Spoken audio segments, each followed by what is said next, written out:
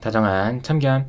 네, 안녕하세요. 다정한 참견의 다혜입니다. 우리 주위에서도 흔하게 많이 일어나는 일인데, 헤어지고 나서, 시간이 조금 지나서 보니까, 그 사람이 환승이었다더라. 뭐 이런 경우가 굉장히 많잖아요. 전부터 보면 너무 많아서, 말도 안 되는 말이지만, 이제는 이걸 자연스럽게 받아들여야 하나 싶은 정도인 것 같아요. 저희에게도 헤어지고 나서 상대가 환승이었다는 걸 알고 힘들다며 고민을 털어놓으시는 분들이 많은데, 그동안은 이런 사연을 들으면서 그냥 상대가 쓰레기다. 그리고 이래서 이성 친구 적은 사람을 만나야 하는 거구나 싶었는데, 가만히 지켜보니까 특정 상황에서 바람이 났다 하는 경우가 좀 많더라고요. 처음에는 우연이고 그냥 그런 경우도 있는 거겠지 정도로 생각을 했었는데, 곰곰이 생각을 해보니까 저도 제 주위를 돌아봤을 때 이런 경우가 꽤 있더라고요. 그래서 한 번쯤은 영상을 통해서 말씀을 전해드리고 싶었는데, 남녀가 연애를 하면서 서로 많이 다투고 감정적이게 되면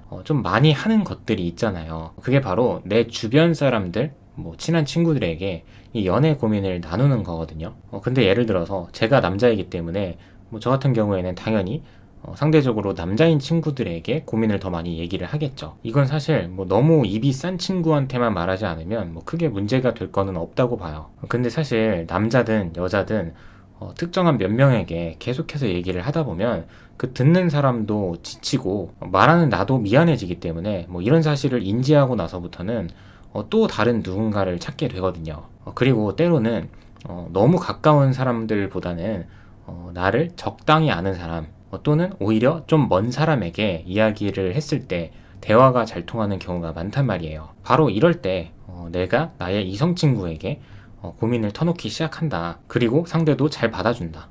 네, 이런 경우에 바람이 나는 그리고 환승이 되는 경우가 은근히 많더라고요.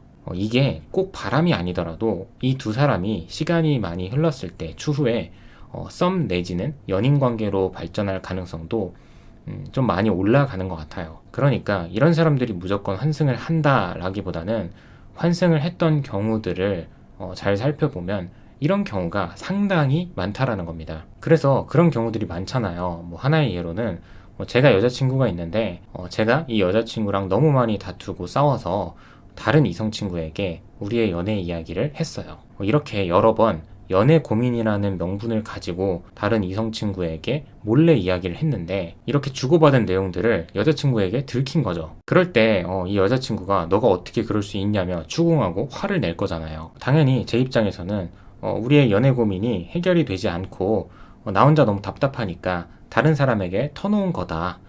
사실 걔는 내 스타일도 전혀 아니고 그런 사이도 아니다 라고 해명을 하겠지만, 실제로 이렇게 헤어지고 나서 시간이 좀 흐르고 봤더니 그 고민을 터놨던 그 여자애와 만나고 있다 라는 소식을 듣는 경우가 많다는 거죠. 남자 입장에서도 당연히 본인은 그럴 줄 몰랐겠죠. 그때는 아니었는데 시간이 지나고 나니까 호감이 생긴 거다, 뭐 오해다, 뭐 이런 식으로 해명하듯이 얘기를 하겠지만, 사실 중요한 게 남녀 사이에 썸 관계가 아닌 이상은 이렇게 서로의 연애관에 대해서 연애 스타일에 대해서 이렇게까지 깊게 주고받는 경우가 흔치 않아요. 근데 고민을 터놓는 쪽에서도 그렇고 들어주는 쪽에서도 그렇고 얘기를 계속 하다 보니까 말하는 쪽에서는 이 사람 되게 내 말을 잘 들어준다, 잘 공감해준다, 내가 이런 사람을 만나야 좀 연애가 편해지는데, 이런 무의식적인 생각을 갖게 될 수 있고, 들어주는 쪽에서도 마찬가지로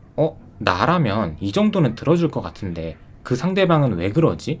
뭐 이런 생각을 하게 된다는 거죠. 서로 단편적인 부분만을 가지고 감정의 교류를 나누기 때문에 적어도 이 둘이서 서로 안 좋은 인상을 가질 일은 많이 없다는 거죠. 그래서 이런 두 사람이 서로 상대방에 대해서, 정확하게는 서로의 연애관과 속마음에 대해서 너무 깊게 알아버리게 된다는 거예요. 그러니까 원래 남녀 사이는 언제 어디서든 어떻게 될지 모르는 건데, 이렇게 깊은 속마음에 대해서도 일회성이 아니라 계속해서 주고받고 있고 서로 계속 공감을 나누다 보면, 앞서 말씀드렸던 것처럼 이런 사람을 만나면 내가 편하겠다, 앞으로는 이런 사람을 만나는 게 맞겠다, 뭐 이런 생각을 갖게 된다는 겁니다. 그래서 현실에서는 이런 경우에 역환승을 하는 경우도 굉장히 많은 것 같아요. 이게 무슨 말이냐면, 이런 상황들이 내가 너무 힘들어서 구여친을 떠나서 신여친에게 환승을 했는데 막상 얘도 만나보니까 보이는 게 다가 아니었던 거죠. 그러면서 다시 구여친과 비교를 하면서 아, 역시 그래도 나를 제대로 사랑해주는 건 구여친밖에 없었구나. 이렇게 말을 하면서 정말 말도 안 되지만 역환승을 하는 경우가 더러 있다는 겁니다. 이런 것들이 본인은 나름대로 행복하게 잘 살고자 발버둥을 치는 거겠지만 사실 자기 빼고 모든 사람에게 상처를 주는 길인 거죠. 정말 이기적인 태도이기도 하고요. 그래서 이런 부분들에 있어서는 이성 친구에게 고민을 나누는 쪽에서도 그렇고 고민을 듣는 쪽에서도 그렇고 1대1로 연락을 하거나 아니면 1대1로 만나서 얘기를 나누거나 이런 경우에 서로서로 조금 조심할 필요가 있는 것 같아요. 정말 많은 사람들이 환승을 하고 바람을 피는데 과연 이런 사람들이 다 어디서 만난 뭐 어디서 알게 된 누구랑 그렇게 될까요?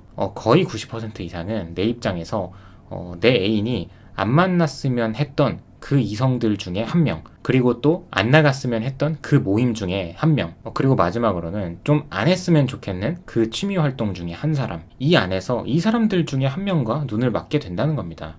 가끔씩 상대에게 너무 과하게 집착을 하거나 좀 너무 엄격하게 통제를 하려고 하시는 분들이 계시는데, 물론 이게 잘하는 행동이다 라고 보기는 어렵지만 사실 요즘 사회를 보면 이런 분들의 심정도 어느 정도 이해는 갑니다. 20대 초반부터 중반까지는 나도 살면서 처음 접해보는 것들이 너무 많고 뭐 이런 것들에 대해서 다 어떻게 대처하는 게 현명하고 지혜로운 건지 내 가치관이 그만큼 형성이 되어 있지 않을 수도 있고 좀 방황할 수도 있는 시기라고 봅니다. 근데 나이가 들고 미래까지 바라보는 대상을 만날 때는 이제는 그러면 안 된다는 거죠. 나이 들어서도 방황하면 그냥 이별입니다. 저도 30살에 결혼을 했지만 주위에 저보다 빨리 결혼한 친구들이 정말 많아요. 근데 결혼할 때쯤 되거나 결혼을 하고 나면 정말 현실적으로는 이성 친구는 인맥으로 그렇게까지 치지도 않아요. 이제는 내 가정 꾸리고 우리 집 꾸미고 또 조금씩 부모님들 챙겨드리고 그리고 가정 살림도 해야 되는데 무슨 이성 친구를 논합니까?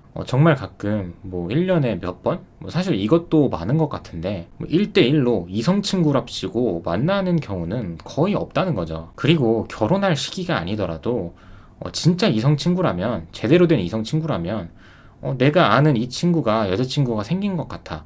그러면 알아서 연락을 하지 말거나 알아서 줄여야죠. 반대로 뭐 여자인 내 이성 친구가 연애를 시작한 것 같으면 좀 내버려 두고요. 근데 이런 게 안 되는 사람들을 보면 이런 사람들끼리는 언젠가라도 썸관계, 연인 관계로 발전할 여지가 있다는 겁니다. 그러니까 내가 여자친구, 내가 남자친구 입장이라도 계속 만나면서 불안할 수 있는 거죠. 자기는 아니라고 하지만 내 눈에는 그렇게 보이니까. 그래서 내가 진지하게 바라보는 상대라고 하면 우선 나부터가 이성관계에 대해서 처신을 잘 하고 그 다음 상대는 어떤 사람인지 판단을 하시고 나서 그 후에 미래까지 생각을 할지 말지 결정을 하셨으면 좋겠습니다. 네, 오늘도 영상 시청해주셔서 감사드리고요. 지금까지 다정한 참견의 다일이었습니다.